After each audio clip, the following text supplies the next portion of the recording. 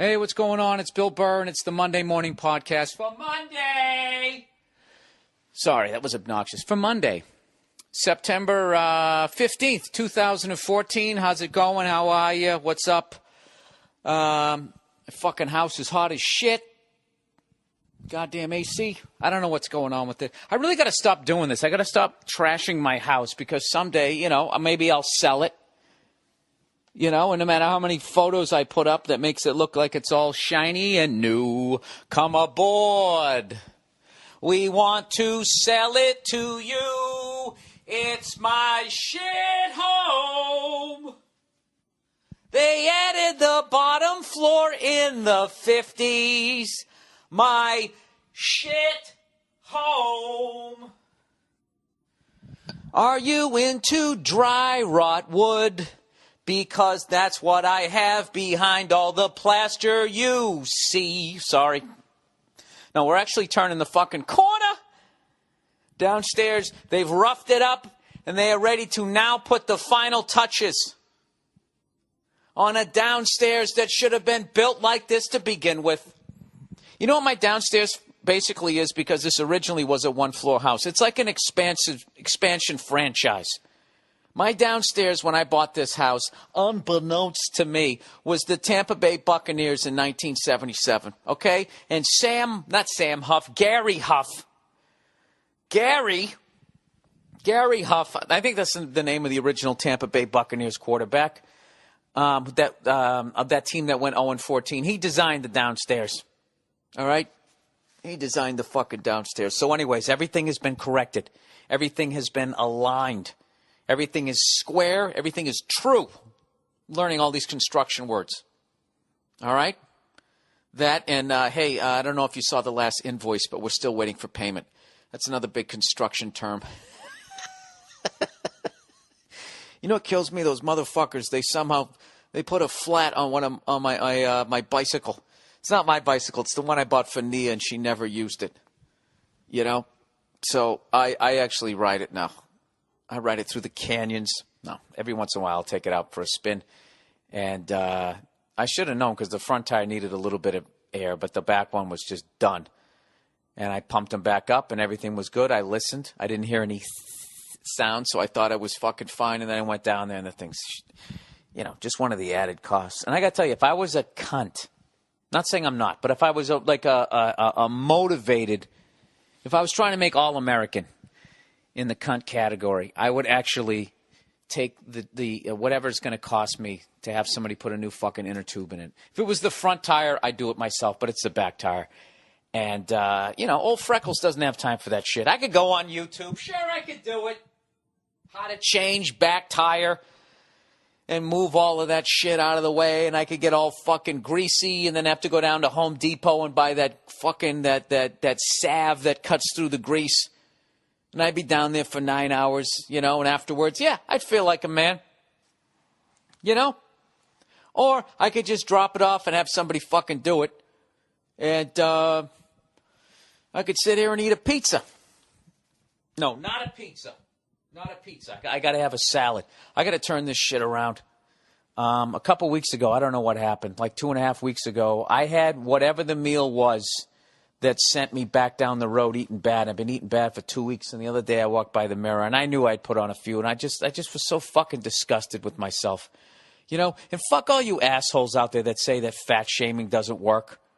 It doesn't work. It's what it really is no, you're fat and you don't want to hear it. That's what it is. Whenever I say shit about fat people, it's not in a negative way. All right? I'm trying to motivate you. That's how I motivate myself. I walk by the mirror and I look at myself and I go, oh, you fucking piece of shit. Really? All that fucking work we did? All those months of work? All those pull-ups? All those push-ups? All those fucking hikes? And what did you do? What did you do? You gave it all away in a week. That's what kills me about when you're at my age is I can negate 3 months of being at the gym in 4 meals. Not 4 meals, but like in a week. In a week of just being an asshole.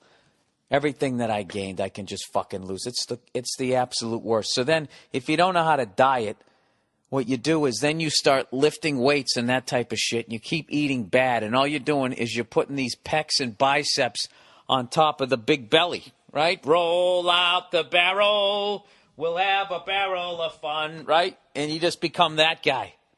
That guy who just keeps lifting weights and keeps eating shit food, and all you're trying to do is keep your man pecs just a little bit out in front of your fucking stomach. And then what do? You start pushing down the fucking pants. Your belt line's fucking digging into your pubes. So, dude, I'm still a fucking 32-inch waist. Same jean size I had in high school. And you just keep pushing it down and pushing till the point it looks like somebody yanked your belt and all the fat went boing up to, literally, boing, just like that. It was a bad sound effect, but you know what I'm saying. All the way up into your gut, and then it ran into your fucking man pecs that held it down, and it's just fucking sitting there. Caught between a rock and a hard place. That'd be your pecs and your dick there. Sorry. So I'm trying to avoid that. That's the hardest fucking thing, is to lose weight and not lose muscle. You know? And fuck all you guys who are going to come at me with your GNC chemicals. All right? And talking about protein the size of your hand. I've heard all of it. All right? But what are you supposed to do when that fucking redneck comes on TV and says, I got big news. They've now put bacon and fucking cheese in the crust. Whatever the fuck he said. I actually retweeted the quote. Why don't I look it up? This is how fucked up it is, right? And this guy's just sitting there. Hey, I got big news. I got big news, people. You know, people who maybe are in between jobs and can't afford quality food. And rather than encouraging you to go out and get an apple or a banana, you know what I'm going to say? Where the fuck is the thing? Got to find my tweet here. I got to find my fucking Twitter. Jesus, where the fuck is I apologize, you know. I have big news. Bacon and cheese have been stuffed into a crust. That's what this guy says as he sits in his fuck. Do you think that fucking cunt is eating? Maybe he's eating a little bit of it. He is from the South, and I'll tell you, he don't know no better. I'll tell you what. The only thing better than that greasy Italian food is if you shove a little bacon and grease in the crust. There you go. Did you like that joke? I attacked two fucking people. Actually, I really was just making fun of Southerners, right? I don't know. Anyways, and he's just sitting there collecting the money, basically sitting in the guard tower as all of us fucking march in to fucking eat that poison. How do you do that in good conscience? How can you sit there as a country singer, all right, all about your family values and supporting the troops and denying global warming? How can you sit there, cross your fucking Wrangler jeans with your shit-kicking boots on, and say to America, I have big news. Bacon and cheese have been stuffed into a crust. You motherfucker. You know, it was stuffed into a duffel bag, a bunch of fucking cash for you to go out and buy some more Scope Bandit, right? And go get a replica of the fucking Dukes of Hazzard car while everybody else goes in and they add to their fucking man tits. How dare you? You already quit on your fucking music career the second you got in that lazy boy where you spin around and face the crowd. Then you come back around and tell somebody from a warehouse that they got a shot. Whatever that show is. I don't know. You know what's funny is back in the day, whenever you did shows like that, you never made it. Now people actually make it. You know, do you remember a long time ago on MTV they had Making the Band? Nobody ever made it. Nobody ever fucking made it. That's why I never went on Last Comic Standing. I never went on that because that's all I thought about was MTV Making the Band. Everybody who went on Making the Band never made it. I was thinking, you know, Nirvana wasn't on Making the Band. They didn't do a show like that. Did Cinderella go on Making the Band? I don't think they did. You know who went on the band or who went on that fucking The Real World? Do they still do that show? We put 7 fucking people in a house and we're going to show you what happens. I love how they like, that's a point of pride with MTV. This is where it all started. Oh, you mean that shit TV where you take regular people and exploit them and have them scream at each other? Oh, Bill, get off your fucking high horse. You watch it just like the rest of us. All right, you're right. You're right, I do. And then, have I told you I started watching that fucking arm wrestling show? Battle of Arms or whatever it is. It's the funniest shit I've ever seen in my life. These guys are fucking out of their minds. Getting each other's faces right before they arm wrestle. What do you got? Screaming at each other. Fucking slamming the table around. I love that show. These fucking guys would rip your goddamn arm off. I don't know what their deal is. Some of them are actually, like, they can't help being like that. And then there's the other ones that are fucking terrified. I don't know what it is. They had a bad father, and now they're going to try to become, like, as close as they can to a goddamn superhero. So they got to, every pull-up, they got to scream. Ah! Right? Shouting the fear out of them. Whatever, good for them, you know? God bless them. In other words, I don't have anything else to say about that topic. So whenever I don't, I just go, hey, you know what? God bless them. God bless those sons of bitches. My arm's all swole up. I didn't know that happened. That when you arm wrestle to that point, that one of your arms just blew up like a balloon. I remember back in the day when you were out in the backyard and a mosquito got on you, and if you flexed your muscle really quick, they couldn't release, and you'd blow them up with your own blood. Do you remember doing that shit? Well, I do. I remember, because I came up before the internet. Why isn't my fucking AC cool enough this room? Can you hear it? Can you hear it humming in the background? Oh, it's trying. That AC's trying just like I'm trying right now. I'm trying to entertain you fucks for another goddamn hour on another fucking Monday, right? There it is, people. Congratulations, you lived another week, starting all over again. What are you doing right now, huh? You sitting in your fucking car? You in traffic? You're behind that douchebag who for some reason leaves 2.5 car lengths between him and the other car on a flat surface on a dry road for whatever reason he's doing that. And yet another person is cut into your lane. It's your lane. And you're sitting there gripping the steering wheel going, you know what? In a perfect fucking world, I would punch through his side window like the Terminator. I would pull him out by his fucking throat, lift him high into the air, choke the life, just almost to an inch of his life, leave him by the side of the road, and then get in his car. Am I the only one who thinks shit like that? I don't think I am. I think it's a very normal thought. Anyways, this is the Monday Morning Podcast. And it's Football Sunday right now. It's actually 1:18. I just watched the New England Patriots. Somehow, after that first horrific drive, they finished off the Minnesota Vikings. I got to tell you, man, I love seeing the Vikings playing outside again. Reminded me of way back in the day with Fran Tarkington, Jim Marshall, Paul Krause, Chuck Foreman. Remember that? Alan Page, Carl Eller. You know, all these guys, as I'm saying them, I'm picturing football cards.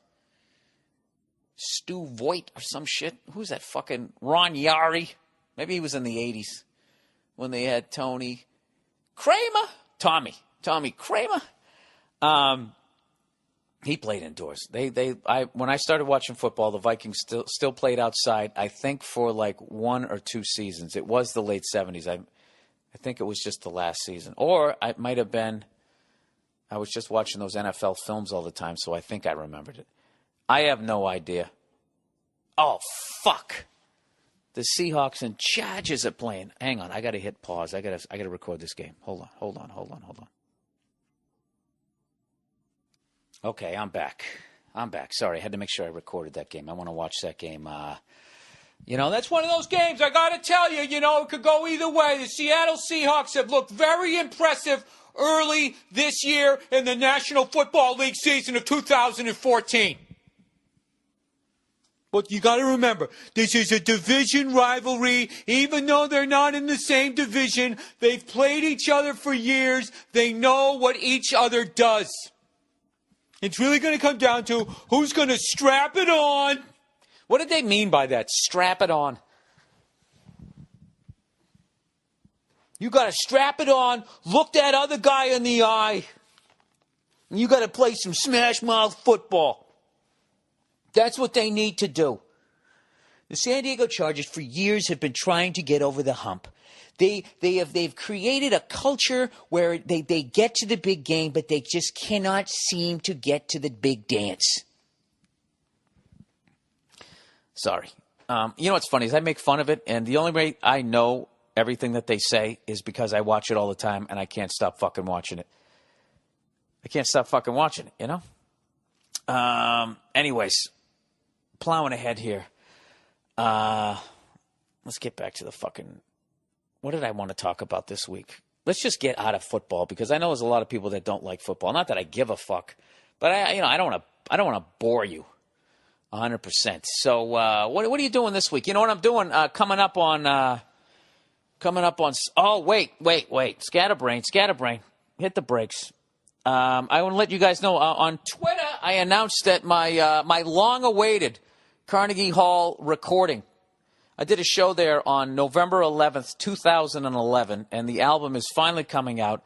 I did it on Third Man Records, Jack White's label, in Nashville, Tennessee. And this was the thing, I was doing a show at Carnegie Hall, and I was getting ready to do a special, videoing, shooting, whatever, a special at Carnegie Hall would have cost me $9 million.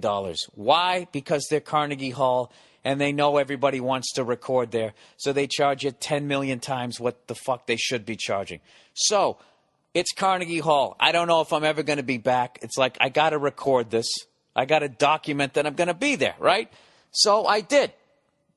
They charged me 10, 15,000 times what the fuck they should have charged. But I didn't give a shit because it was Carnegie Hall. Lo and behold, they were right.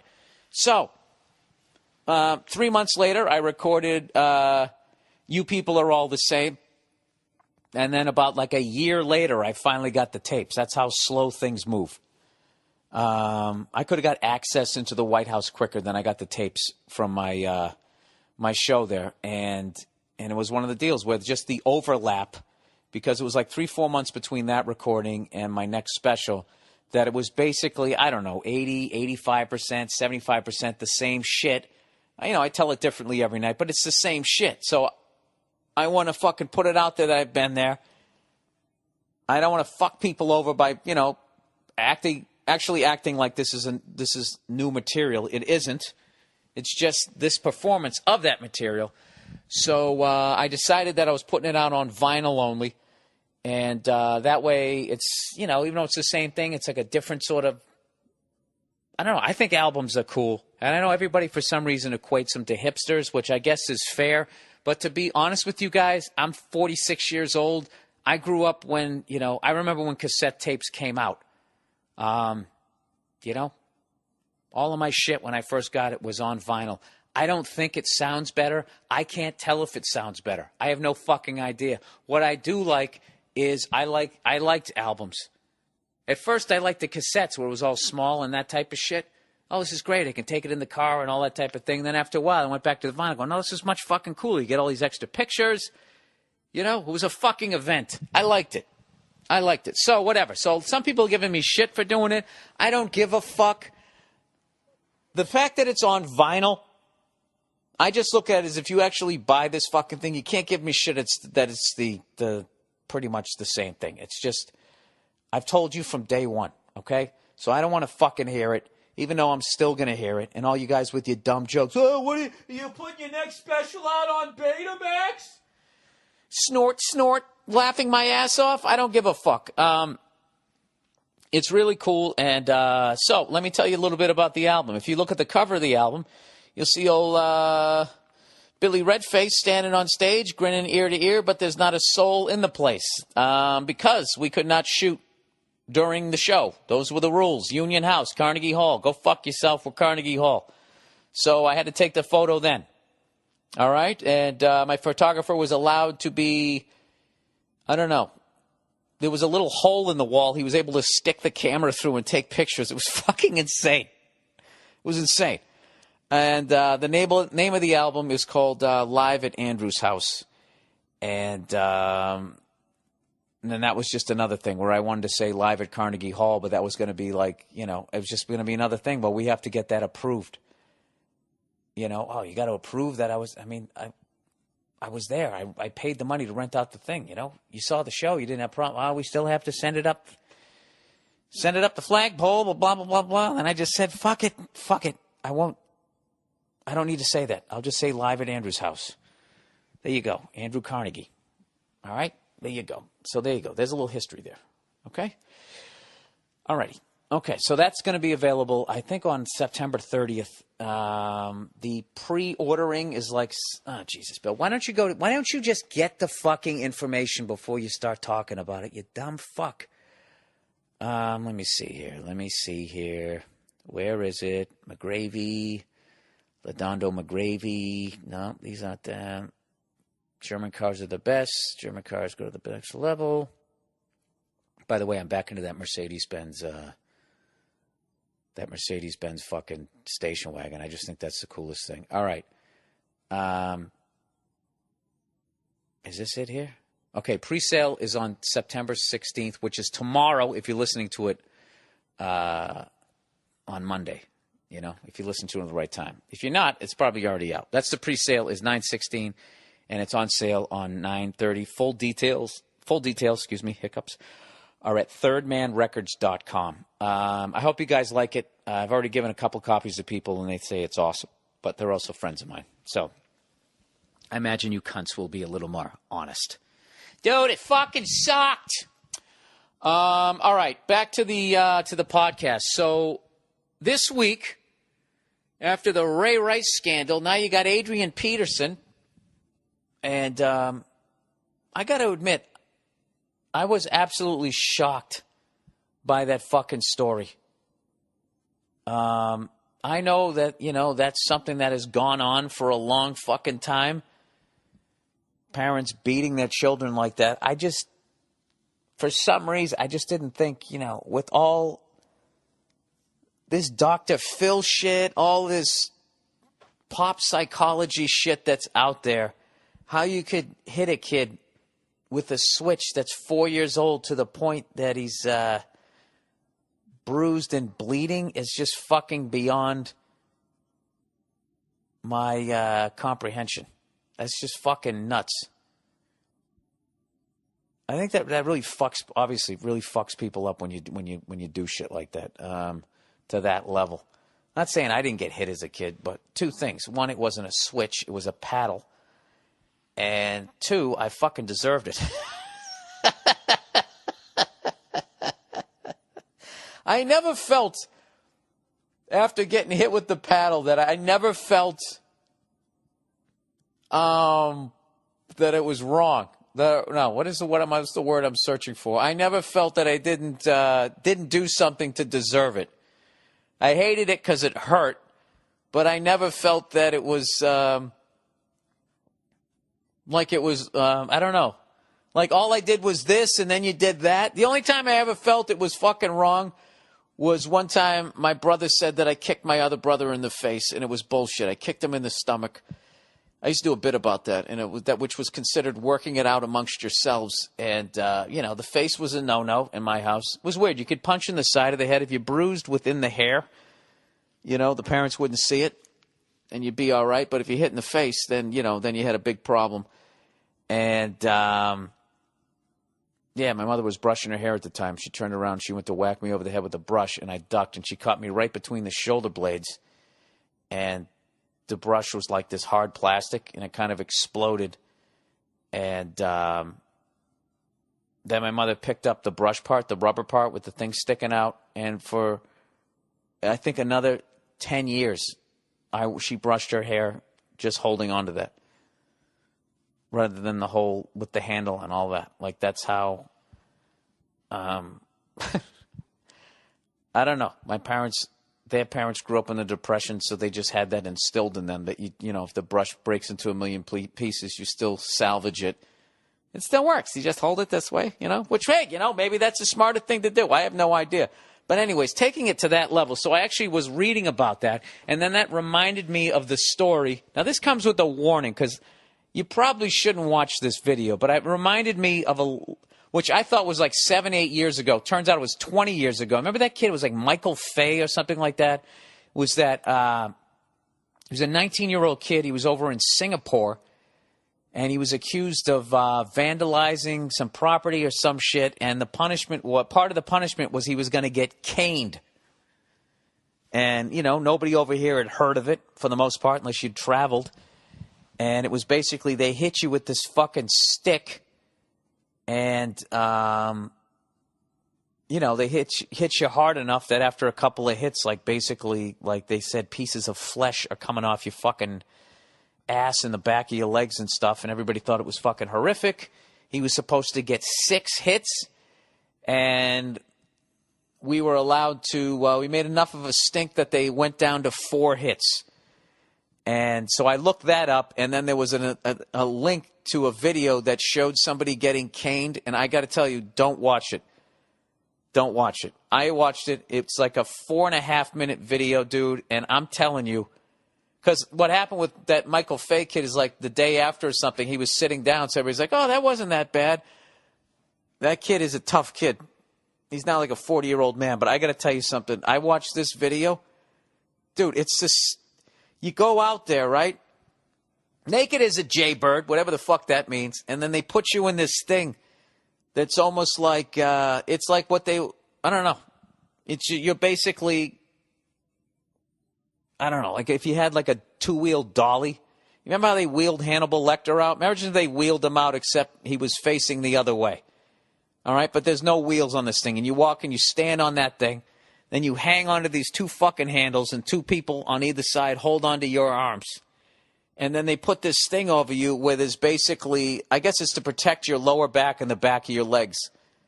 You know, so they don't hit that part. And then just your ass is poking through this fucking hole. It's like a glory hole, except it's your ass.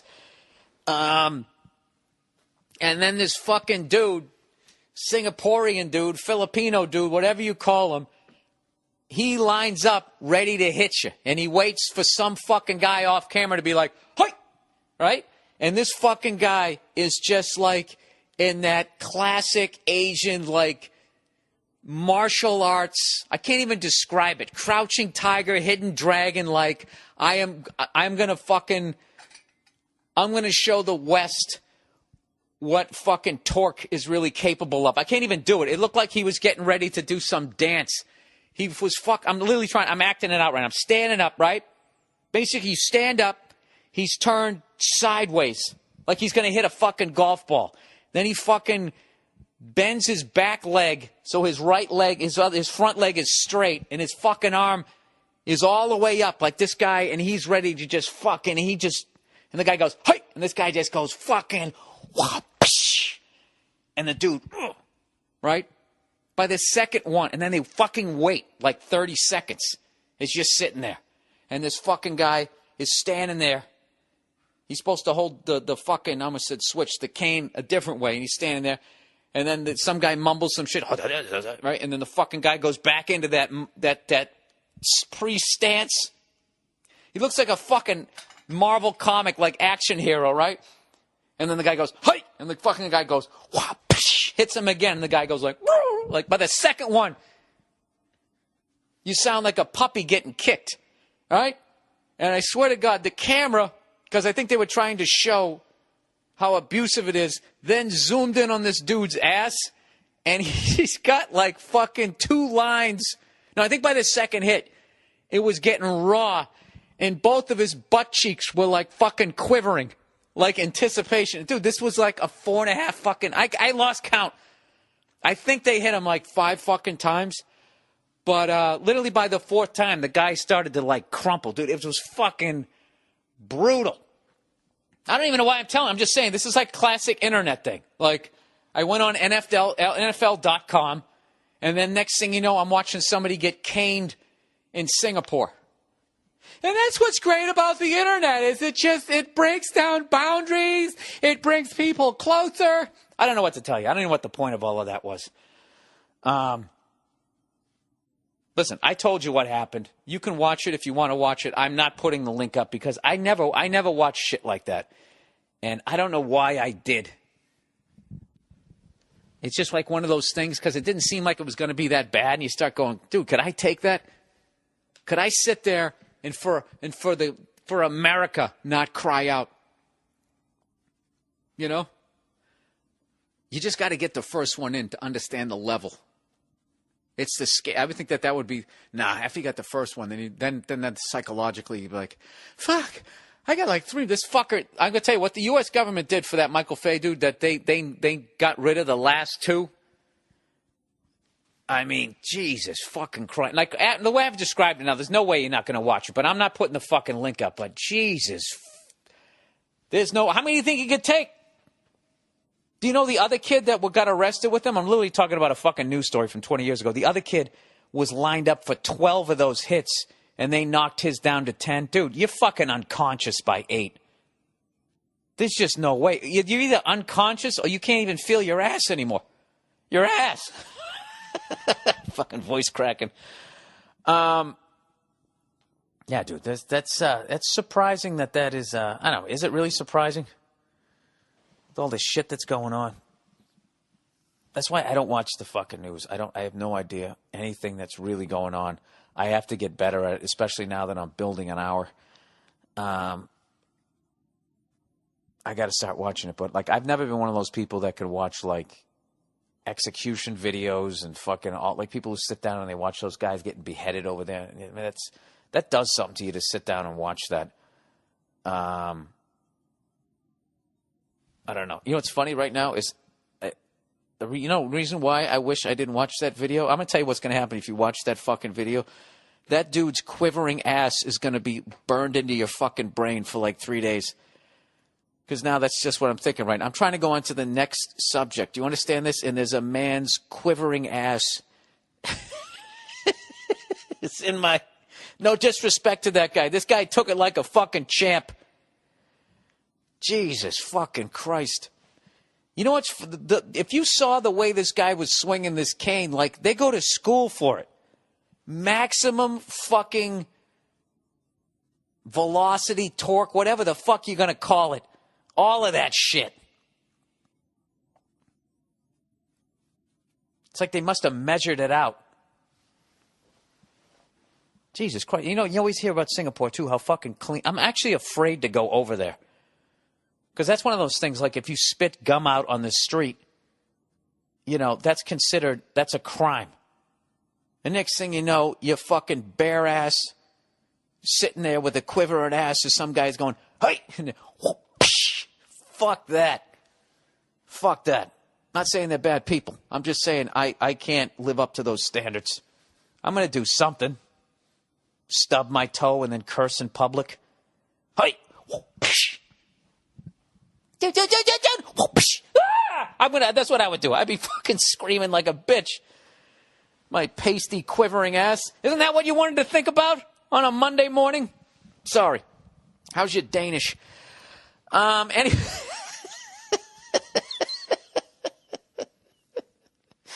Anyways, Jesus Christ. I bet that guy has that guy who got caned, or anybody who gets caned, anytime somebody old bends over to tie their shoes and they get a pain in their back and they go, their ass starts, just fucking tenses up like they're going to get fucking hit. We got it, Bill. We got it. They hit people with wood in Singapore. There you go. You learned something. All right, let's get on to something else here. As always, people, if you want to donate to the podcast, the best way to do it is to not have to give me any money. Well, dude, how do I do that? Simple. Next time you're going to buy something on Amazon.com, just go to BillBurr.com first, click on the podcast page, and then click on the Amazon link. It'll take you right to Amazon. Doesn't cost you any extra money, but if you come from my website, they kick me a few bucks. There you go. You kick me a few bucks, and then I throw it into the basement. Sorry. Anyways, continuing on. So I don't know if I mentioned this to you. When we aren't at the house, I can't bring my awesome dog with me everywhere I go. So, but I also didn't want to stick her in a little fucking kennel thing. But she gets freaked out if she's in the house by herself because somebody left her by a river. So she does not like to be alone. But the dog trainers say, but if you put them in like a small sort of container, they don't feel overwhelmed by the space. They just curl up and go to sleep. Well, that's not my dog. My dog then tries to fucking break out of it. And it does. And then it's upstairs and it's sitting there wagging its tail. And, it chipped a tooth or it's got a cut on its face and it fucking kills me. So what I did was I met this guy and he made these giant, what looked like a fucking lion's cage.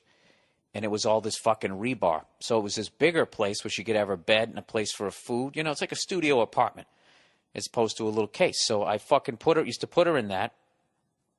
And it was all good. She tried to get out of it a little bit, and then she realized that I couldn't.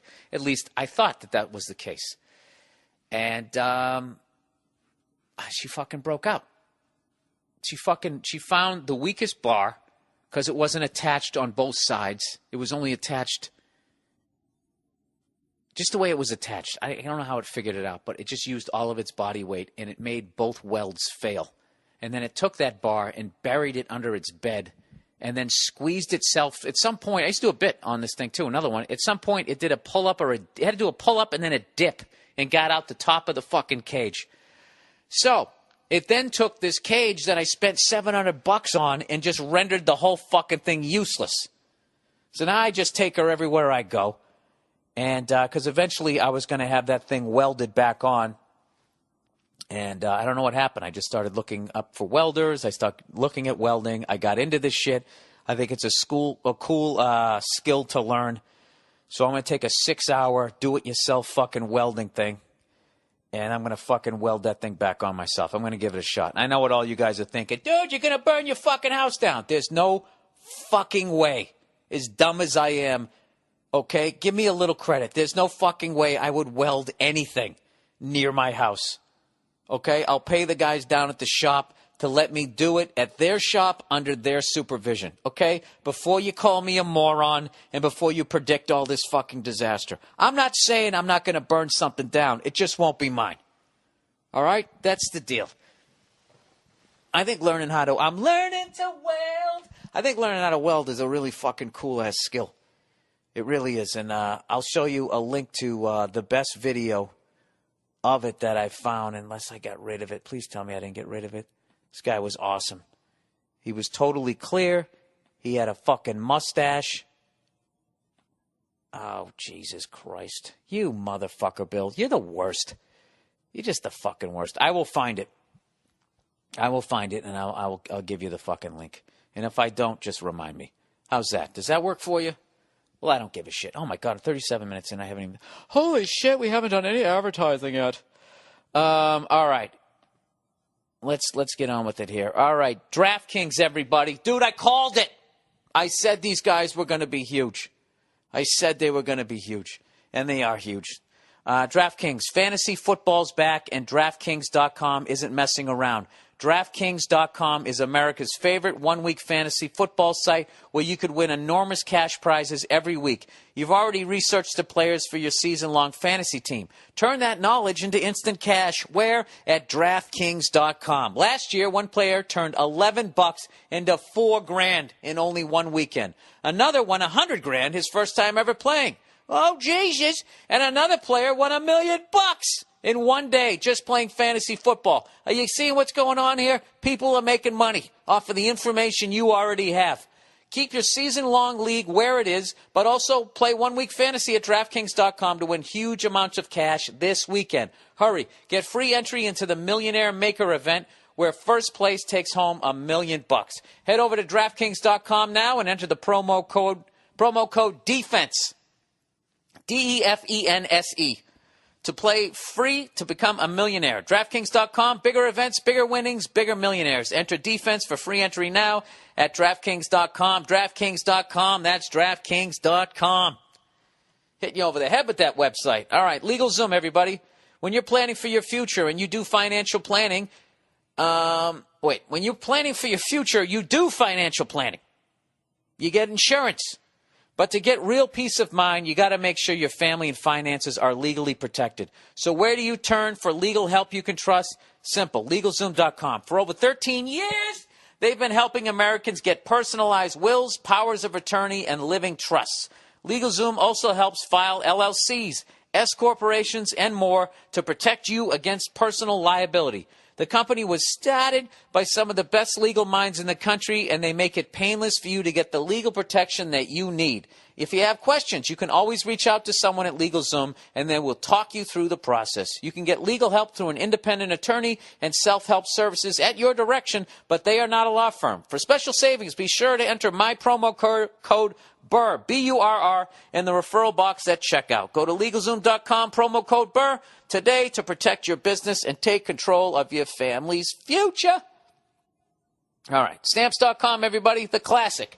Stamps.com, everyone. Computers are designed to make running a business easier, including your mailing and shipping. Just use Stamps.com to get 24-hour access to the post office right from your computer. No waiting in line. No hassles, man. Stamps.com makes mailing and shipping easy. Just use the computer and printer you already have to get official U.S. postage for any letter and package. Print the postage directly onto envelopes, labels, even plain paper. Then hand it to your mail carrier. That's it. No guesswork. Stamps.com will send you a digital scale that automatically calculates the exact postage you need for any class of mail. You will never have to go to the post office again.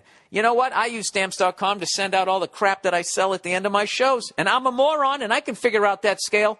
So there's no excuse. Right now, use my last name, Burr, B-U-R-R, for this special offer, no-risk trial, plus a $110 bonus offer that includes a digital scale and up to $55 free postage, kid. Don't wait. Go to Stamps.com before you do anything else. Click on the microphone at the top of the homepage and type in Burr, B-U-R-R. That's Stamps.com. Enter Burr. Jesus, I'm on such a fucking roll here. I almost don't want to stop reading these fuckers, but we're going to get back to the podcast here. Is it time for questions? I don't know here. Yeah, I think it's time for questions. You know what? Jay Lawhead is actually here. He's over my house right now. I think he's watching Seattle fucking Chargers. We're going to bring him in here to the podcast after these. Not a message. I just gave you messages. I'm going to bring him in here through the wonderful world of hitting pause. All right, we're back through the wonderful world, the magic of hitting the pause button. We're now here with Rose Bowl tailgate legend and gourmet chef of the outdoor backyard festivities of the Rose Bowl, the granddaddy of them all, Jason Lawhead, everybody. From the Lawhead's court. Some paint. How's it looking in there? It's good, man. San Diego's, they got their number. Seattle actually got a touchdown on literally the worst call in the history of the NFL because these chairs are really squeaky, by the way. Sorry. But what was the call? You know, they review every touchdown. If you score a touchdown, they review it. Now they have a new system in New York City where they watch every single bit of film. Percy Harvin stepped out on like the 36. They didn't even review it. They didn't review the score. They put it on the board, and then they go to Mike Perea afterwards and like, oh yeah, he stepped out of bounds. They should have. Like that's the automatic review. If it's so who got fucked? San Diego? Yeah, dude. Can I ask you a question? What did San Diego do? I know, right? Because I know Cleveland. You know, you guys go. Obviously, you've been through a bunch of shit, but there's something like San Diego is always right there. Like 7 Pro Bowlers every year. And then somehow, like, there's always either a call or they shoot themselves in the foot. I remember one year they had us beat. They had us beat in a playoff game. They stopped us on 4th down to get the ball to end the game. They took an unnecessary roughness call, gave us a 1st down, and then we were able to kick a field goal to some bullshit. And I was just like, why would you do that? And then there was like that 3 or 4 years ago when they had that fumble at Denver, when they reviewed it and they were like, yeah, it was a fumble. San Diego recovered, but we're giving it to Denver. I used to do a whole bit on it when I was living in San Diego about Norv Turner at a press conference, how I would have reacted. I mean, they literally, the ref went, yeah, San Diego recovered it, but there was a whistle blown, so we're giving it back to Denver. 2 plays later, Denver scores, kept San Diego out of the playoffs that year. No, it's a special, I don't know, they did something down there that they're getting that level of karma. I don't know. We went to that game a long time ago, did not have a good time. Did not. Playoff game against the Titans. And we've talked about this, I think, on the last podcast with the jersey coming off in the fight. Yeah, that Merriman jersey. We gotta have the weather's starting to turn into that. We gotta have a preseason tailgate, to get us ready for the Rose Bowl. I mean, we gotta have something. You want to go to a USC game, by the way? Oh, I'll go to. Because I haven't been to That's a good practice. We'll go to a USC game. But can you tailgate down there? Yeah, you can actually. There's it's not as convenient. I'll go to UCLA's higher ranked. Really? Dude, fucking BC beat USC. USC's going to be out of the top 25. UCLA's 12th in the country. So we should go to go to UCLA game. I know, but the Super Bowl 1 and 2 were played. It's fucking goddamn half-hour ride down the street. And it's just like, I only went there one time. I saw them play, USC play Washington Huskies in like 96 is the last time I've been there. Yeah, I went in 07, we went there. We had a 2-year contract with them, and they just waxed us. That's the year they won a national title. Who's we? Ohio State? Ohio State. We went there with Beanie Wells, but he didn't play first game of the season. Beanie Wells didn't play the first game of the season, and we got worked over. And it was the only loss we had all year. We went 12-1 that year. It was the second game of the season at USC. That's the only time I've ever been to the Coliseum. All right. Well, I gotta get. I gotta get. You can tailgate. There's good tailgates going on down there at the Coliseum. They got a lot of room down there by campus. It's fun. I just get spoiled. UCLA. I went and saw Andrew Luck there. I saw Andrew Luck there his senior year there. How did I not remember that? I went and even took a little video. I went down and did a little nice luck video. Like, what's the luckiest thing ever happened to you? I got to show that to you. Go to Lawhead's Court. YouTube page, and you can find that. All right. Well, fresh off the highly successful All-In Tour, the first leg of it, we're hoping to put together a second leg of it. We got the questions for this week. Let's see what we got here. It says, what's new? Billy Bonanza. I live in Toronto and was able to see Black and White. It got me thinking, why don't you have a TV show? Surely the Hollywood system sees the value in your song and dance. Get off your lazy ass and come into my living room for 10 weeks out of the year. Love you and love Nia. Like, I mean, how do you answer that? See, he would have been smart if he would have wrote lazy ass like you say, lazy ass or ladies. That would have been a little bit of flavor he could have. Yeah, but there's no R in there. Yeah, that's true. But ladies don't have an R. Lazy. No, that's Jerry Lewis. That's who I'm doing. I know you are, but ladies. you throw out different references of this. You stretch the words on different ones sometimes. All right. Well, maybe he wrote it that way. It was my read. All I know is, look, you saw the movie Black and White. You know what I love? I love that I'm in a fucking movie, and that's not enough for you. That wasn't enough for you? I got to have a fucking TV show, too? And then what you do is you'll bitch that my comedy isn't as good because I'm going to be spending all my fucking time doing that shit, pretending to be a fucking police officer or whatever the hell thing I would have. Now, listen, I got to tell you something. I do have some shit in works, but, sometimes a lot of, it's a blessing to not have a TV show. It's a blessing to, in this business, go on other people's shows because they deal with all the responsibilities, the writing, the conference calls, all of that shit is, would I have time to learn how to weld? Ask yourself this. Would I have time to learn how to weld if I had my own TV show? I can tell you right now, the answer is no. And a lot of you cunts out there would be like, yeah, but you'd have the fucking money to tell somebody else to do it. Well, you know what? I don't live my life that way. I don't. I'd like to learn how to do it. Yeah, would you like 3 Academy Award winners in this movie? Yeah, what am I doing? Why would you go back? Why would you go do TV? Movies are great. Do it. We have you from this date to this date, and then it's done. Right. Those other people, those people on 1-hour dramas are shooting a movie that never ends. Right. And it's a constant critic. You're a constant critic. Like, you get the one-time critic. If it's a good movie, it's a bad movie, it's indifferent, whatever, that criticism comes in that one stretch. The TV show is constant criticism week after week. How hard I don't want to work that hard. Yeah. I did an episode of New Girl. I had a great fucking time, but it was 14-hour days.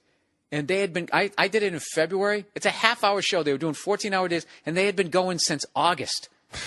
It's just like, I thought I worked hard, and then I did an episode of that show. It's like, dude, I am a bum, and I love it. Now, is Breaking Bad coming back for sure, they say? Breaking Bad? No, Better Call Saul is coming back. Okay. Yeah. It's coming back. You got any word on that? You doing any of those? Anything? I have no idea. I mean, if I did, I couldn't say that I was, but to be honest with you, I haven't heard anything, no. I haven't heard anything, okay? It's over. All right. Silverman Props. Good day, sir. Good day, good sir. Sorry. I saw your name in the end credits / thank you of Sarah Silverman's latest comedy special and was curious if you had anything special to do with the show. Love your comedy and hope it never ends. Very good. This guy from Germany. Lars. Germany. And I noticed your name in the end of the credits. You know those German guys, they read all the way through they read all the way through the credits just in case there's any, like, that's why they can messages. Make a station wagon that goes 0 to 60 in fucking 3.5 seconds. Any hidden messages in there they're looking for? Yeah, that opening bit that she did where she threw the ball against the wall. I was down the Comedy Store like a week before she did her stand-up special, and she was throwing a tennis ball against the wall or whatever, and somehow we talked to her special. I was like, that could be cool if you're just sitting there throwing the ball against the wall, blah, blah. Maybe that's why she did it. Maybe she just thinks I'm a swell guy. I have no idea. I should have waited till she told that probably story. For the search engine optimization. That's probably what she did. What is that? No, you like when you tag like things like Bill Burr, anything popular. If you like to put anything on with like Bill Burr, the All-In Tour. So when people are searching things like Bill Burr, her thing might come. Oh, it just, okay. It was like, you kids with the fucking internet. SEO, they call it, search engine optimization. All right. Morbid obesity. Dear badass Billy Burr, I guess I'm supposed to give you a nickname. Yeah, we're running out here, people. You guys don't have to do that. All right. My brother's been dating a morbidly obese girl for 2 years now. My parents are disgusted by this. Oh, Jesus, this is brutal. This is brutal already. My mother actually cried when she first met her. Jesus Christ, dude. And I get shit for fat shaming? Look at her! She can't even fit in the house! I thought I raised you better. Oh, yeah, sit on that and break that. Holy shit, dude. That's fucking brutal. More importantly, her health is clearly in great danger. At her weight, it's likely she doesn't get to 40. My brother's 120 pounds. She's at least twice his weight. I'd even say near 300 pounds. What's a good way to convey the fact that if no one steps in with the harsh reality, she's going to have a short life? Also, she routinely stumbles out of a cheesecake factory. Oh, Jesus Christ, dude. That's fucking brutal. Well, first of all, I feel bad for her. I hope she loses the weight. Because I get shit on this podcast, Jay, because I make fun of fat people the way I make fun of a lot of shit. Everything. And everybody thinks that, like, they don't think that, but they say that. I've been joking saying fat shaming works because I do it to myself and all of that type of crap. Look at me, right? I fat shamed myself at the beginning of the year because I saw a picture of us at the Rose Bowl. And I was like, hey. Yeah, you just go, look at my fucking head. I don't know why. Neck. I just don't get how more people don't shame themselves into, shaming themselves into getting Well, dude, you lighter. at one point were pushing 200 pounds. Yeah. And you went to the doctor and the guy said that 30 pounds overweight Yeah, he was like, obese. technically I could write you into or obese. That's why I was living in San Diego, and I was just like, still had a real job and was doing comedy coming up, and I had health insurance. So he was like, listen, I with the job, and he's like, I could technically with your height, with your weight, you could be obese, but I'm not going to write that in because it could affect your insurance. Yeah. Right. So he goes, just what do you do? And that's when I was drinking a lot of soda. Mm-hmm. I mean, tons of it.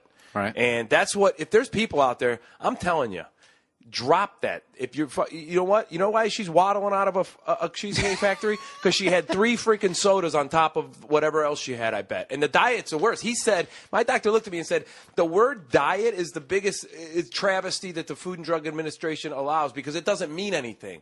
Anything's a diet. If you eat a cow, that's your diet. Right. I mean, a Diet Coke just doesn't mean that it's any better for you. It ain't gonna make you lose weight. It's gonna make you gain weight.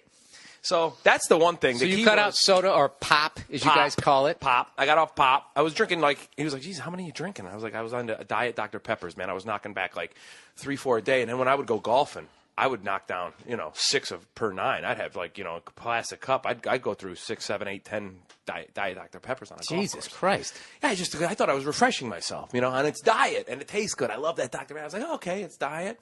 And then when I quit that March 1st, 2010, I've only had ginger ale and club soda. I've never had the high fructose and the colas and any of that sugary shit.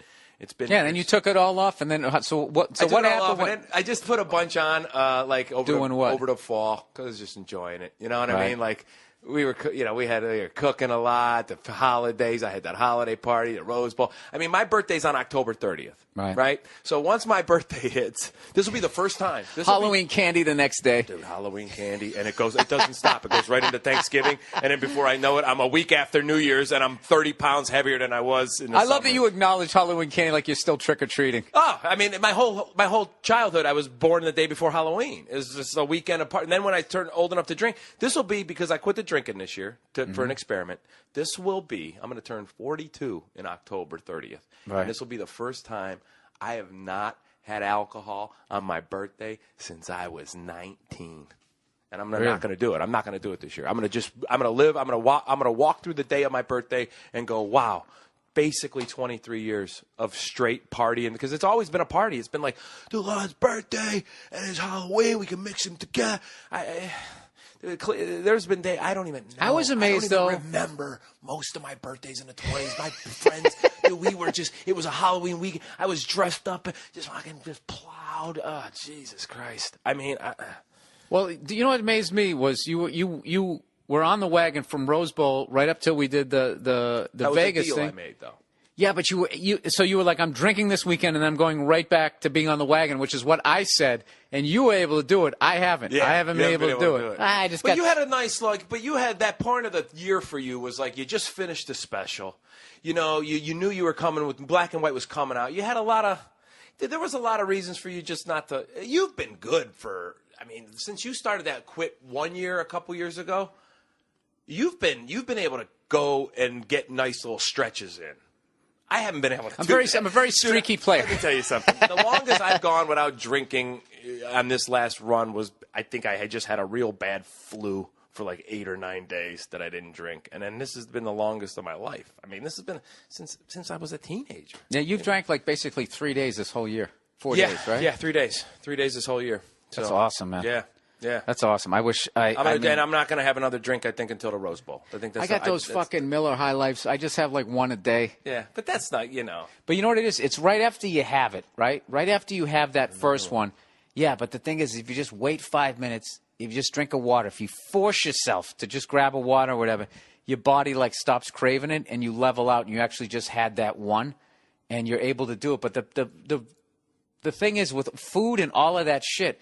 For the longest time, I was like, it's not a drug. It's not a drug. It is. Yeah. It is. It's like whatever you just ate, you want fucking – if it's bad for you. Yep. That's how you know it's bad for you, because you just ate it and now you want more, which doesn't make any sense. Because if you eat a salad, you never think like, oh, dude, I want another salad. You don't. But later on, if you're hungry, you're thinking food. Salad, vegetables, but you're not thinking like shit food. But like if you eat, I've just found if I eat an apple or whatever, I don't crave another apple. If I eat a handful of chips, cookies, alcohol, soda, sugar. Any of that shit that's bad, salt or sugar, you just like it's like you're fiending for it. Sugar. I mean, that's why people are fat. They can't get off the sugar. And when you can get off the sugar and you can take it out and the only sugar you get is the naturals, like the fruits and the vegetable sugars, the natural sugars, your body isn't looking at food like, oh my God, I want that. Your body tells you when it wants food. So then what does he tell this? He tells her to get off the sugar, and it's going to take a month. And it's salt, gonna be Salt, but definitely sugar first. Get off the sugar, because sugar, you have to match it. If you drink colas and if you eat lots of bread and pastas, that's tons of sugar in there. And your body has to match that. It wants more sugar. So if you drink a bunch of Coke, then it wants the sugar food. All right, so when this woman walks in, if you were in the house and you got a yellow, like, oh my God, she's even fatter, they're going to be in the background going, hey, get off the sugar. Yeah, get off. I will get in her face and be like, get off the sugar, wipe it out of your thing. Turn your hat around backwards. Put the whistle in my mouth. Listen. Kick dirt over her cake. That's hilarious. What the fuck are you looking at out there? That's fucking great. It's great. been all day with this shit. That's hilarious. No, man, that's you came in here for one reason, and what was that? To eat all of our cake. That's an Earl Weaver reference. You came in here to fuck us. Fuck us good, and you got your chance again tomorrow. No, I didn't, Earl. No, I didn't. Yeah, you did. You'll get your chance again tomorrow. I love when he says that. That umpire was so great. Like, what are you going to do, Earl? Lose another World Series? I've won more than I've lost. Not World Series, it's games. He goes games. Yeah. All right, video. Where are we going? Video. Bill, video isn't mine, but I came across it on YouTube. I actually watched some. It's the evolution of Walter White. Somebody did like this great, like 15-minute video where they go from the very first episode and they just take like the key scenes. I watched like a minute and a half of it before I was just getting chills. I'm like, all right, it's one of the reasons why it's one of the great shows of all time. All right, 2 girls. Dear Bill, I'm just some kid in high school who doesn't know jack all about dating, but a week ago I learned that a chick I knew but didn't like had put me on her phone as a wallpaper. This apparently has been going on for a year, and I just learned about it from one of her friends. I knew this chick liked me, but I couldn't stand her. Oh, this is weird. He said, I tried letting her down. I tried being a dick to her. Why can't you just be honest? You know what? Because you're young. Just be like, listen, I know you really like me, but I'm not feeling that way about you. You say, what's up, bitch? She just keeps acting like I am still all hers. Yeah, that would get annoying. I knew she was into me while I was still a freshman, but it was near summer, so I thought she would just forget all about it. And if that wasn't enough, her friends that told me this tried hitting on me when she told me. What? As if this wasn't enough. Her friend told me this tried hitting on me. Dude, you guys got to proofread this shit. You got to. Let me tell you something. If you're in high school, you're not going to make it to college.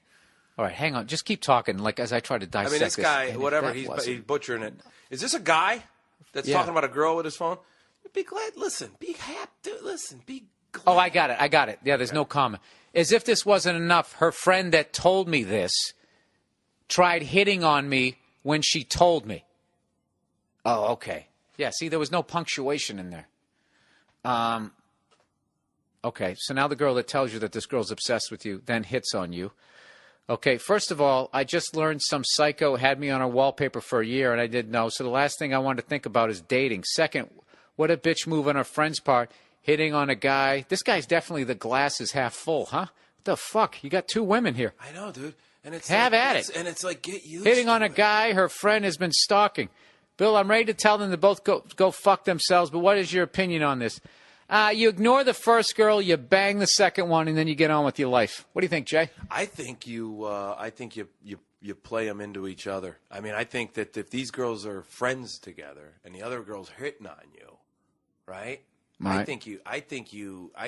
Oh, you're going for the three-way. Oh yeah, man. I'm going for the three-way early. I'm going to the whole get together. Let's do this as like a group and hang out. You're going onside kick. Play a little dumb on the start the game. Play a little dumb on the whole. I don't know really everything about the phone, and I'm not the girl with the phone. I'm not going to give up the fact that this other one was kind of hitting on me. I'm going to let this all come together and see where it goes. The Mad Hatter. He's eating grass. Yeah, because you know why? They're the ones they're bringing it to you. They're serving it to you on a platter. I mean, they're literally you're the reason why this whole thing is developing. So let these two kind of, just sit back, relax. All right, so email Lawhead's Court. He'll tell you how to bring him in. It's gonna be instrument landing here. Tricks up my sleeve. All right, fat shaming goth daughter.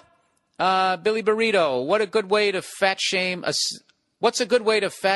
a sense? Why am I becoming the fat shame person? Right? You're like fucking. Yeah, I don't want to make people feel bad about being fat. I mean, I'm joking around about this shit. I want people to be in shape, so don't fucking hang this thing around me. I'm not going to read. That's 2 in 1 week. That'll be bad. The next thing you know, I got some group. Yeah. I know it's jokes, but it sets a precedent.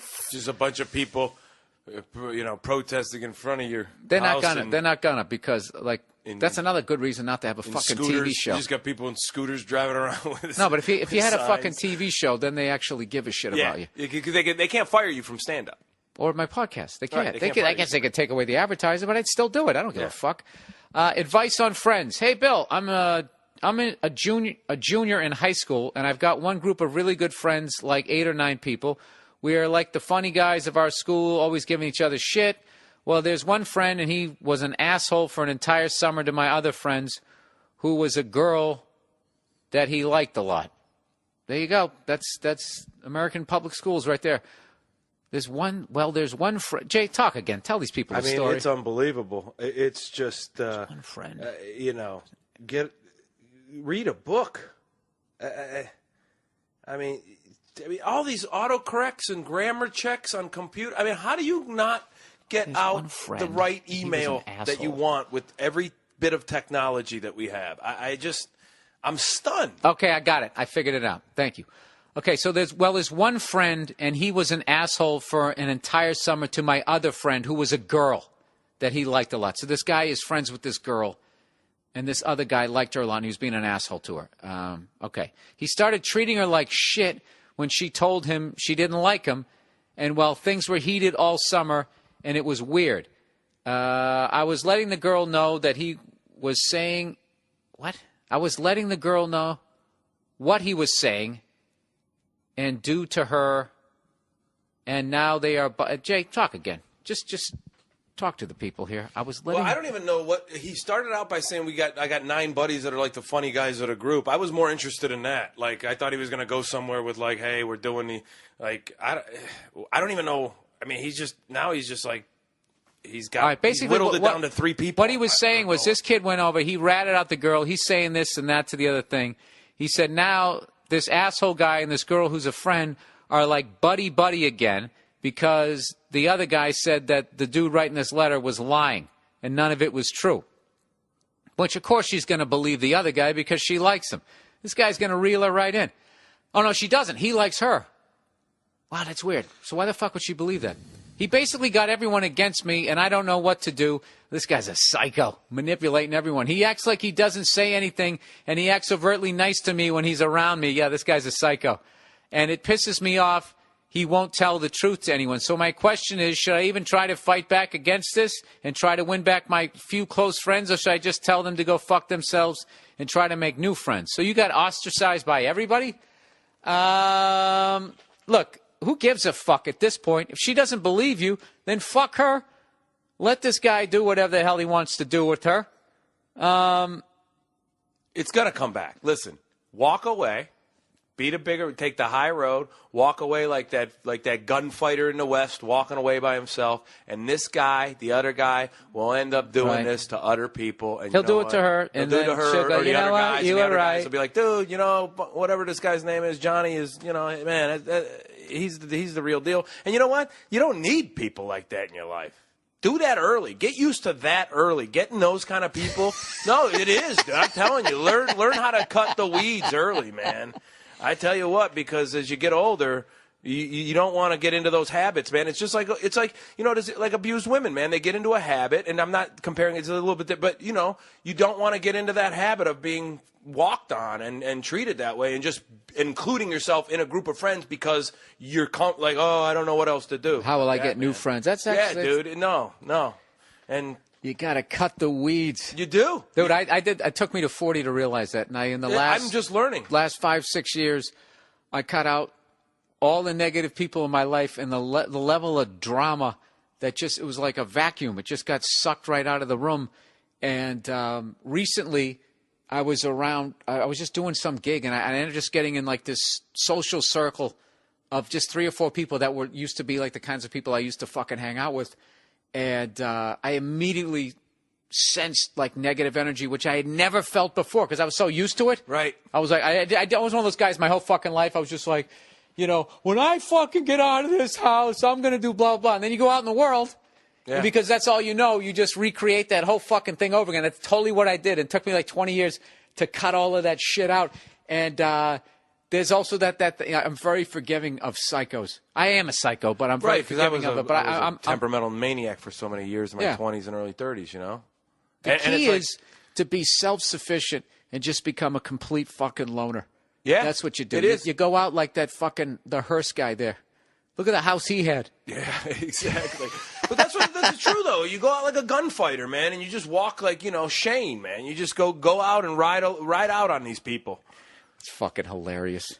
Right out on. I got to read a couple of. I got to read a couple more advertising things, and I want to hear your opinions on the first 2 weeks of 2.5 weeks because we're still in the middle of football Sunday here. Oh, by the way, we got to talk about your fucking big day for me. I mean, I'm jacked up, man. Hang on. I think we might have a football team on our hands finally. All right, Dollar Shave Club, everybody.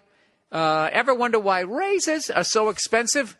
Big shave companies are charging you for ridiculous shave technologies that you don't even need. First vibrating handles, then flashlights, now pivot ball flex heads. It's all crap. What are they going to put an MP3 player in there? They write jokes for me here. Enough is enough. Join the DollarShaveClub.com revolution for just a few bucks a month. DollarShaveClub.com delivers the world's best razors right to your door. DollarShaveClub.com's blades are better than the big shave companies for a fraction of the price. It's so easy. Go to DollarShaveClub.com, pick one of their razors. They just start for $3 a month. You don't have to break the bank. You don't have to resort to cheap disposable razors to save cash.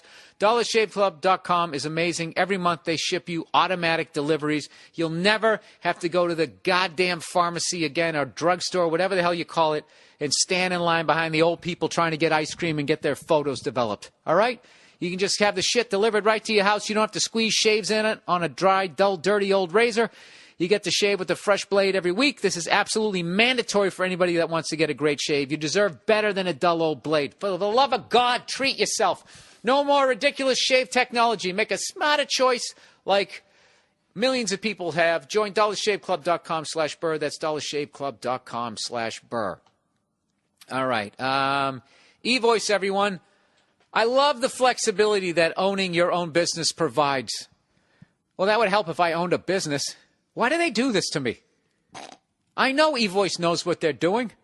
Listen, you'll love the flexibility of owning your own business. Who wouldn't? Who wants to work for some dick?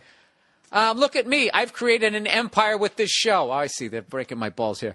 But when it comes to handling business calls, you're stuck with the challenge. Either hire a full-time recipient or handle all of your calls yourself. It's a lose-lose situation. That's why eVoice is the shit. All right? They will set up your business with a toll-free number or local number. When a customer calls, they are greeted by a professionally by a virtual receptionist that will route all of your calls to wherever you are. There's even a dial by name directory. You'll sound like a Fortune 500 company, and more importantly, you'll never miss an important call. All of this for how much? $13 a month. Right now, for a limited time, my listeners can try eVoice for free for 60 days. Seriously, my listeners get an extended 60-day trial to test drive this amazing business tool. That's right, 60 days just for our listeners. Go to eVoice.com/Bill now to sign up. Set up your eVoice 60-day free trial right now at eVoice.com/Bill. That's eVoice.com/Bill. And mercifully, I have one more read. I'm sorry, guys. This is even worse than usual. All right, I'm reading for Prosper, everyone.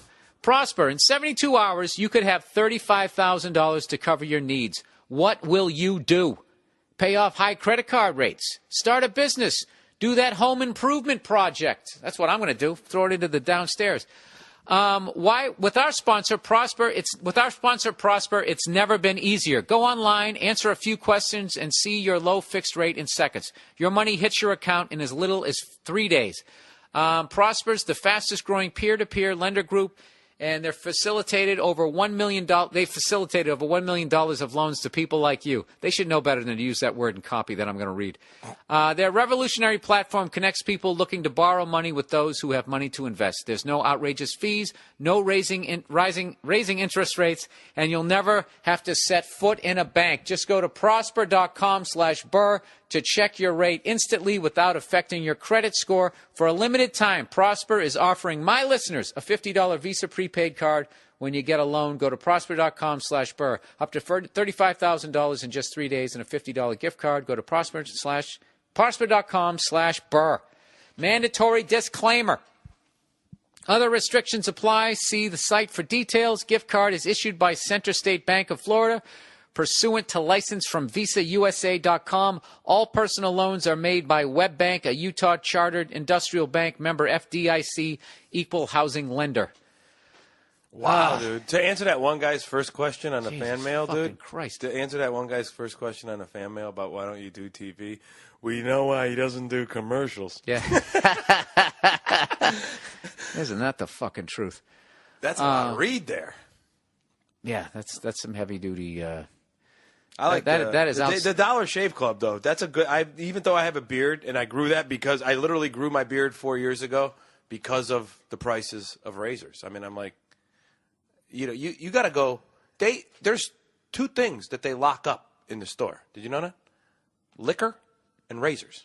I mean, you got to go get a guy with a key. Yeah, it's your razor. That's how it's always been a complete ripoff. I've never understood it. And you know what's funny? Are they drilling for these things? Are they offshore drill for razors? I mean, the price of razors for what you get is when I grew this beard, it was because man, I'm not. Do you remember that late night they actually had that sharpener that you could stick your razor in and would that thing came and went in 2 seconds. I bet the big razor companies either it bombed or they just bought it out. Yep.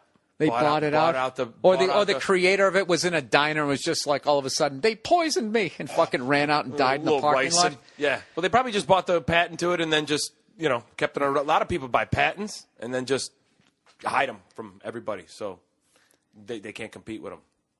I don't know. Hey, let's talk Browns before we get the fuck out of here. Get back on. Oh, Jesus, that dog pound horse shit. Sorry.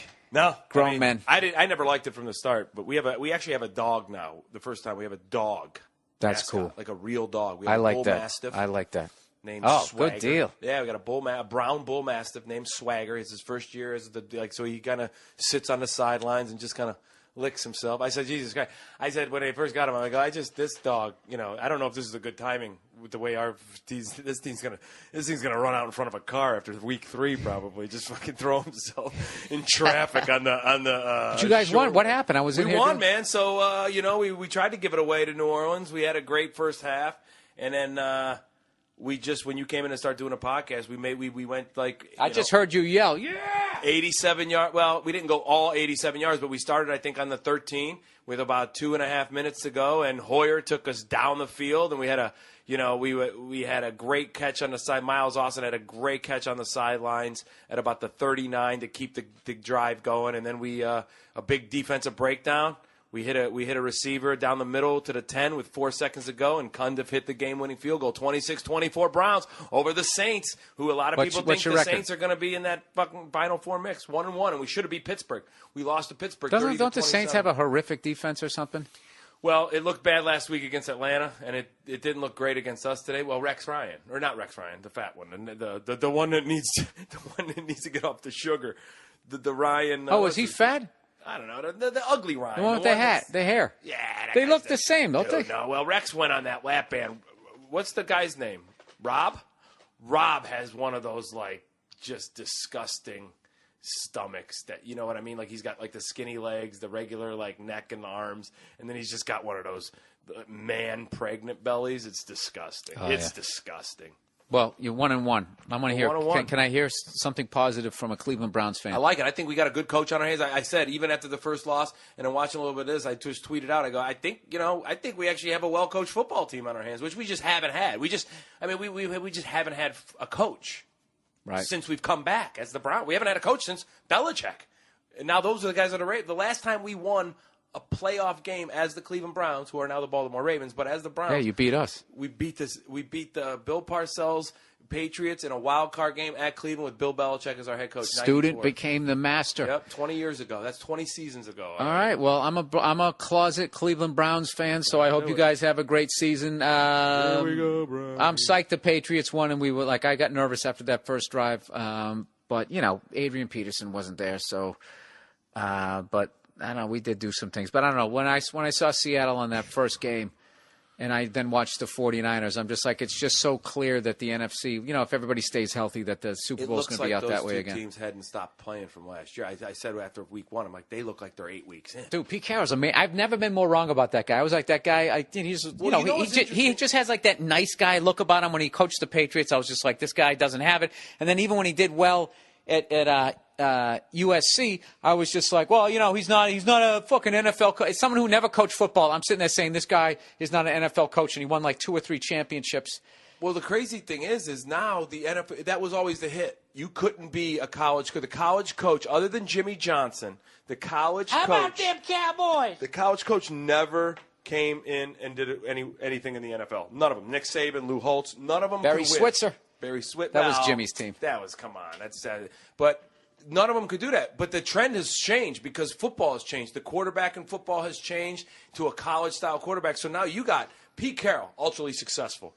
Jim Harbaugh, ultra successful. You got Chip Kelly now at the Eagles, turning that thing around real quick. So you're going to see more. They're turning around the culture in the locker room. Yeah, college coaches are successful now in the NFL, and you know what? More. So do they give Johnny Manziel a chance? No, not the way Hoyer looks, man. Has he screwed the pooch on the side of the fucking field there? Yeah, listen, Brian Hoyer looks great, and he knows the playbook, and the team is playing for him. And you tried to suggest that Johnny was not learning the playbook.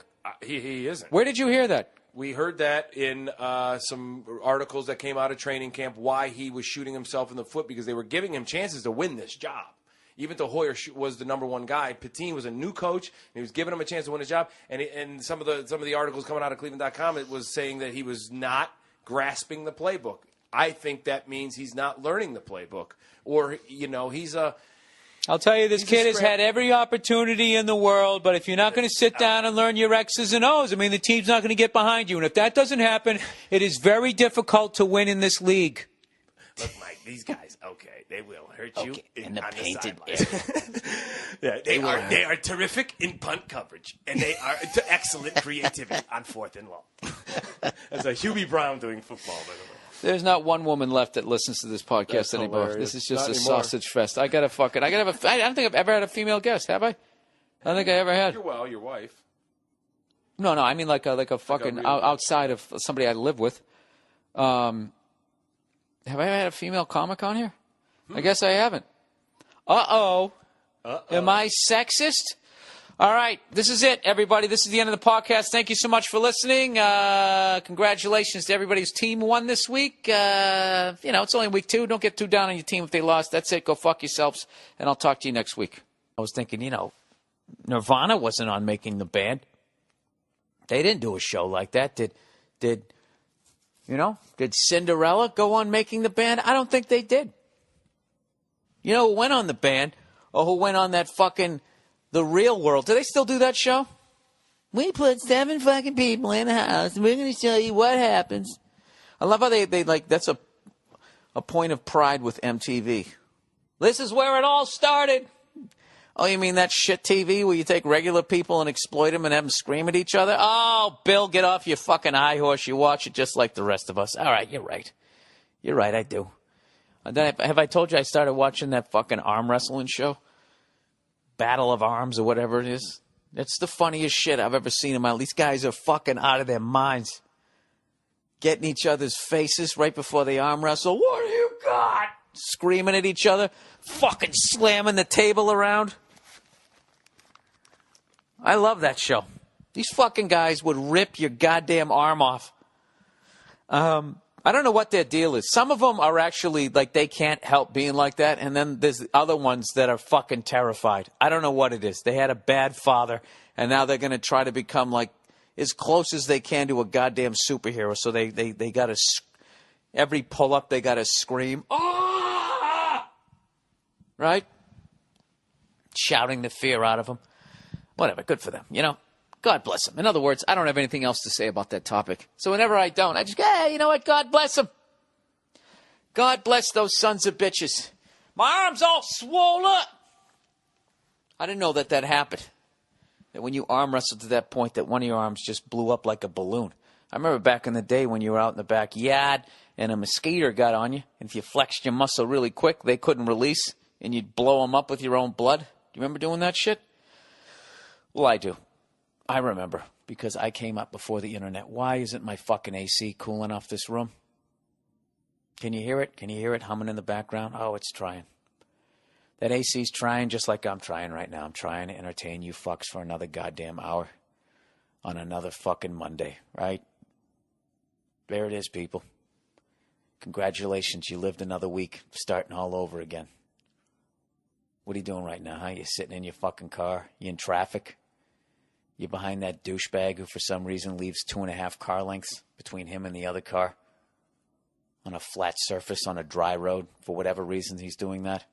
And yet another person is cut into your lane. It's your lane. And you're sitting there gripping the steering wheel going, you know what? In a perfect fucking world, I would punch through his side window like the Terminator. I would pull him out by his fucking throat, lift him to the back tire. And, old Freckles doesn't have time for that shit. I could go on YouTube. Sure, I could do it. How to change back tire and move all of that shit out of the way. And I could get all fucking greasy and then have to go down to Home Depot and buy that fucking, that salve that cuts through the grease. And I'd be down there for 9 hours, and afterwards, yeah, I'd feel like a man. Or I could just drop it off and have somebody fucking do it. And I could sit here and eat a pizza. No, not a pizza. Not a pizza. I got to have a salad. I got to turn this shit around. A couple weeks ago, I don't know what happened, like 2.5 weeks ago, I had whatever the meal was that sent me back down the road eating bad. I've been eating bad for 2 weeks, and the other day I walked by the mirror, and I knew I'd put on a few, and I just was so fucking disgusted with myself. And fuck all you assholes out there that say that fat shaming doesn't work. It doesn't work. It's what it really is no, you're fat and you don't want to hear it. That's what it is. Whenever I say shit about fat people, it's not in a negative way. All right? I'm trying to motivate you. That's how I motivate myself. I walk by the mirror and I look at myself and I go, oh, you fucking piece of shit. Really? All that fucking work work we did? All those months of work. All those pull-ups, all those push-ups, all those fucking hikes. And what did you do? What did you do? You gave it all away in a week. That's what kills me about when you're at my age is I can negate 3 months of being at the gym in 4 meals. Not 4 meals, but like in a week. In a week of just being an asshole. Everything that I gained, I can just fucking lose. It's the absolute worst. So then, if you don't know how to diet, what you do is then you start lifting weights and that type of shit, and you keep eating bad, and all you're doing is you're putting these pecs and biceps on top of the big belly, right? Roll out the barrel, we'll have a barrel of fun, right? And you just become that guy. That guy who just keeps lifting weights and keeps eating shit food, and all you're trying to do is keep your man pecs just a little bit out in front of your fucking stomach. And then what do? You start pushing down the fucking pants. Your belt line's fucking digging into your pubes. So, dude, I'm still a fucking 32-inch waist. Same jean size I had in high school. And you just keep pushing it down and pushing to the point it looks like somebody yanked your belt and all the fat went boing up to, yeah, literally, boing, just like that. It was a bad sound effect, but you know what I'm saying. All the way up into your gut, and then it ran into your fucking man pecs that held it down, and it's just fucking sitting there. Caught between a rock and a hard place. That'd be your pecs and your dick there. Sorry. Hey, what's going on? It's Bill Burr, and it's the Monday Morning Podcast for Monday. Sorry, that was obnoxious. For Monday, September 15th, 2014. How's it going? How are you? What's up? The fucking house is hot as shit. Goddamn AC. I don't know what's going on with it. I really got to stop doing this. I got to stop trashing my house because someday, maybe I'll sell it. And no matter how many photos I put up that makes it look like it's all shiny and new, come aboard. We want to sell it to you. It's my shit home. They added the bottom floor in the 50s. My shit home. Are you into dry rot wood? Because that's what I have behind all the plaster you see. Sorry. No, we're actually turning the fucking corner. Downstairs, they've roughed it up, and they are ready to now put the final touches on a downstairs that should have been built like this to begin with. You know what my downstairs basically is, because this originally was a one-floor house. It's like an expansion franchise. My downstairs when I bought this house, unbeknownst to me, was the Tampa Bay Buccaneers in 1977, okay? And Gary Huff. Gary Huff, I think that's the name of the original Tampa Bay Buccaneers quarterback. Of that team that went 0-14. He designed the downstairs. All right? He designed the fucking downstairs. So anyways, everything has been corrected. Everything has been aligned. Everything is square. Everything is true. Learning all these construction words. All right? That and, I don't know if you saw the last invoice, but we're still waiting for payment. That's another big construction term. You know what kills me? Those motherfuckers, they put a flat on my bicycle. It's not my bicycle. It's the one I bought for Nia, and she never used it. So I actually ride it now. I ride it through the canyons. No, every once in a while I'll take it out for a spin. And I should have known because the front tire needed a little bit of air, but the back one was just done. And I pumped them back up, and everything was good. I listened. I didn't hear any sound, so I thought I was fucking fine. And then I went down there, and the thing's, just one of the added costs. And I got to tell you, if I was a cunt, not saying I'm not, but if I was a motivated, if I was trying to make All-American in the cunt category, I would actually take the whatever it's going to cost me to have somebody put a new fucking inner tube in it. If it was the front tire, I'd do it myself, but I'm high into the air. Choke the life, just almost to an inch of his life. Leave him by the side of the road and then get in his car.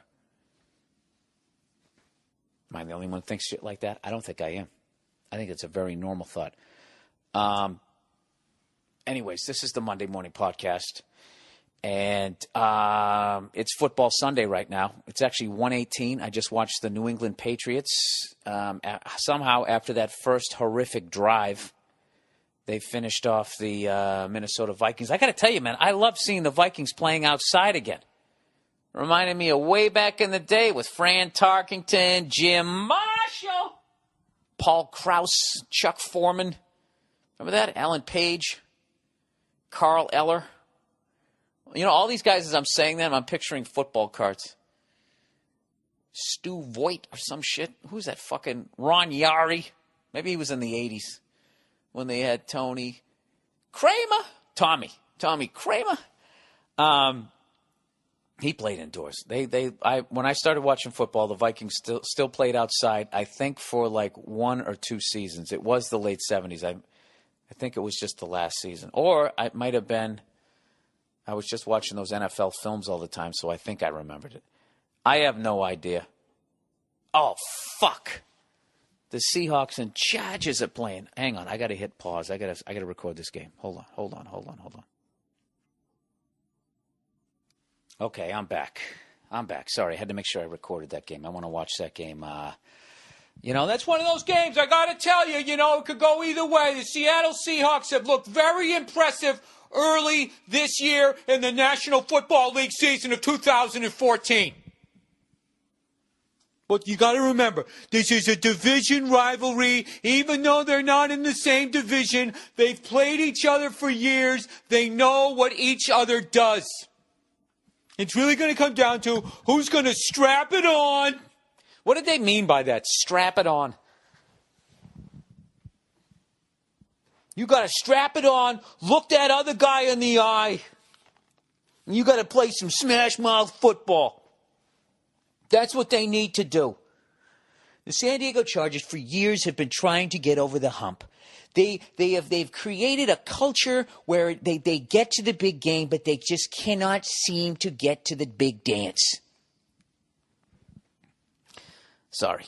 You know what's funny is I make fun of it, and the only way I know everything that they say is because I watch it all the time, and I can't stop fucking watching it. Anyways, plowing ahead here. Let's get back to the fucking... What did I want to talk about this week? Let's just get out of... So I'm trying to avoid that. That's the hardest fucking thing, is to lose weight and not lose muscle. And fuck all you guys who are going to come at me with your GNC chemicals. All right? And talking about protein the size of your hand. I've heard all of it. All right? But what are you supposed to do when that fucking redneck comes on TV and says, I got big news. They've now put bacon and fucking cheese in the crust. Whatever the fuck he said. I actually retweeted the quote. Why don't I look it up? This is how fucked up it is, right? And this guy's just sitting there. Hey, I got big news. People. People who maybe are in between jobs and can't afford quality food.